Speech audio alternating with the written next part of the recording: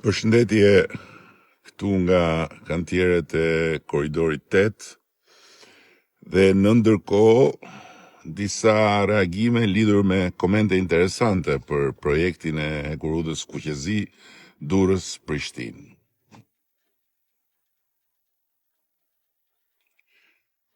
E para dhurim, ky projekt është prezantuar në çdo fazë të tij, madje edhe në një mbledhje të përbashkët të dy qeverive, kur ishte në nivelin e projekt ides. Pra nuk ka lidhje me zgjedhjet, po me fazën e re, kur konsulentët austriak kanë përcaktuar opsionin e kalimit nga Shkodra përmes Gjakovës në Prishtinë si më të mirin. Prandaj dhe ekipi ynë i përbashkët e ka parë të udhës ta bëjë me dije edhe mbylljen e kësaj faze, sepse jeta vazhdon. E dyta dhurim se sa do të kushtoj këtë do ta nxjerr projekti i detajuar, i cili përsëri do të bëhet nga një ekspertizë ndërkombëtare e nivelit lartë dhe do të aprovohet nga Fondi Evropian i Investimeve të Ballkanit Perëndimor. Por një gjë është e sigurt, që pa lek hekurudha nuk bëhet dot. Dhe as do mbarojnë këto projekte, këtë fatmirësisht nuk e kanë në dorë ata që vetëm shajnë dhe tallen nga kafenet e Tiranës apo të Prishtinës, po e kanë në dorë ata që projektojnë dhe punojnë në llogoren e të ardhmes.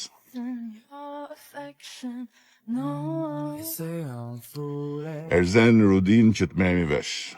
Programi i hekurudhave është një pako e re dhe tërësore, të cilës i ka ardhur koha tani më, dhe e cila është hapur me Tiranë Rinas Durrësin, ku puna po shkon drejt përfundimit.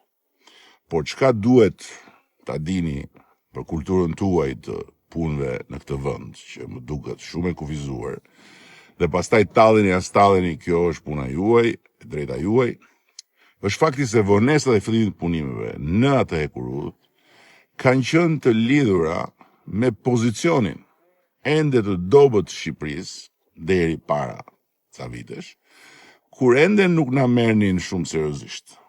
As BE-ja, as bankat e saj zhvillimore, të cilat janë burimi i financimit të pakos së hekurudhave përmes Fondit Evropian të Investimeve për Ballkanin Perëndimor.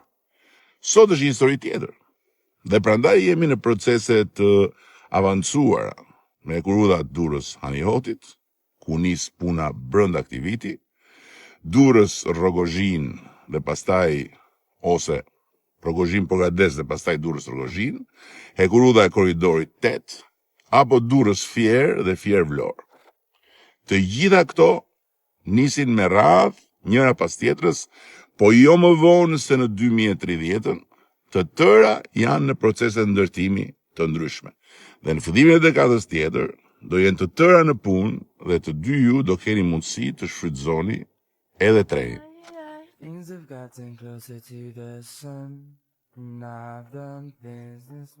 I dashur Eridion, çdo vepër e re publike nis ka një ëndër. Pastaj bëhet plan. Pastaj plani bëhet projekt 3D, dhe pastaj projekti 3D kthehet në vepër.